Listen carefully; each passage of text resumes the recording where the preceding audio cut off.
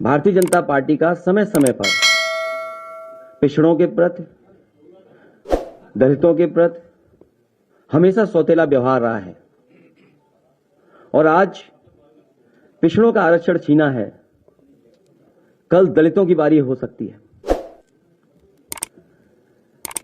OBC समाज का आरक्षण खत्म करके न केवल उनको धोखा दिया जा रहा है, बल्कि बाबा साहब द्वारा पिछड़े और शोषित समाज को मिले अधिकारों को छीनने का षड्यंत्र चल रहा है।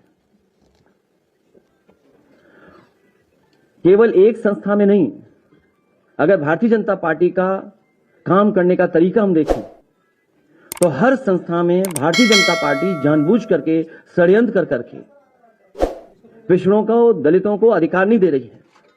ओबीसी समाज का आरक्षण खत्म करके ओबीसी समाज की आने वाली नस्लों को भी गुलाम बनाने का षड्यंत्र चल रहा है। भारतीय जनता पार्टी की सरकार में आने के बाद और भारतीय जनता पार्टी में शामिल होने के बाद जो नेता उसमें हैं, उनकी आत्मा मर जाती है, उन्हें कोई दिखाई नहीं देता।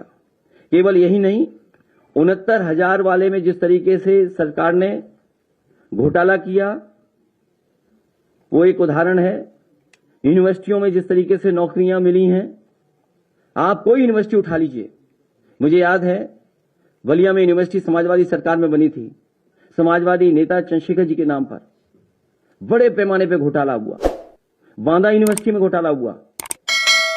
अभी यूनिवर्सिटियों में जहां भी जिस संस्था में जो लोग बैठे हैं, बड़े पैमाने पे घोटाले हो रहे हैं और बड़े पैमाने पर पिछड़े और दलित लोगों के साथ भेदभाव हो रहा है।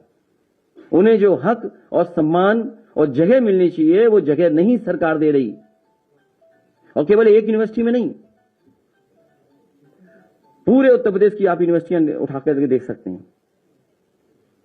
एक बार तो इस सरकार ने आयोग भी गठित किया, एक कमेटी भी बनाई और कहा कि इसमें पिछड़ों की गिनती होगी। उस आयोग ने, उस कमेटी ने रिपोर्ट तो दी, लेकिन वो रिपोर्ट कभी सार्वजनिक नहीं की गई। और सरकार ने ये कहा, सरकार की मंशा ये थी कि क्लास 3 और क्लास 4 में कितने पिछड़े नौकरी पा रहे हैं, उनकी कितनी गिनती है उसमें।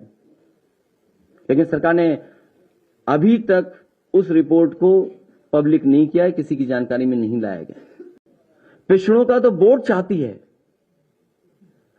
लेकिन सत्ता में उन्हें भागीदारी नहीं देना चाहती है। कोई ना कोई प्रचार के माध्यम से कुछ लोगों को फुसला करके उनके बीच संदेश भेजने का काम, वोट तो लेना चाहते हैं, लेकिन जब कभी उन्हें भागीदारी देने की बात आएगी तो भारतीय जनता पार्टी उन्हें भागीदारी नहीं देगी। ये जो सरकार आज भी बनी दिखाई दे रही है उत्तर प्रदेश में और दिल्ली की सरकार, ये पिछड़ों के वोटों से बनी सरकार है और इन दोनों सरकारों में पिछड़ों के लिए कोई जगह नहीं है। और लगातार संस्थाओं में साजिश करके, षड्यंत्र कर करके कहीं ना कहीं उस कगार पर समाज को पहुंचा दिया कि रिजर्वेशन के लिए भी एक रेवोल्यूशन हो जाए। कि भारतीय जनता पार्टी जब तक सरकार में है उनके अधिकार सुरक्षित नहीं है। और वो बात मैं दोबारा कहता हूं कि आज पिछड़ों का छीना है, कल दलितों का भी छीनेंगे। बाबा साहब भीमराव अम्बेडकर जी ने जो सपना दिखाया था, जो सपने देखे थे, उन अधिकारों को, हक को छीनने का काम ये सरकार लगातार कर रही है। और केवल एक बार इनका सौतेला व्यवहार नहीं देखा। मुझे याद है जिस समय इनकी सरकार पिछली बार नई नई बनी थी, उस समय जो पुलिस भर्ती की सूची बननी थी, क्योंकि रिजल्ट कोर्ट में उसको शामिल था, रिजल्ट आ चुका था, किन्हीं कारणों से रिजल्ट घोषित नहीं हो पा रहा था। जब कोर्ट के माध्यम से घोषित किया गया तो इसी भारतीय जनता पार्टी की सरकार ने वो रिजल्ट घोषित किया और घोषित होने के 3-4 दिन बाद इन्होंने पूरा का पूरा रिजल्ट बदल दिया और कहा कि ये नई आरक्षण व्यवस्था है, उसके तहत नई सूची बनाई जाएगी। मुझे याद है उस समय 1700 पिछड़े और दलित नौजवानों को नौकरी मिली थी। वो 4 दिन तो खुश रहे, लेकिन 4 दिन के बाद वो खुश नहीं रह पाए।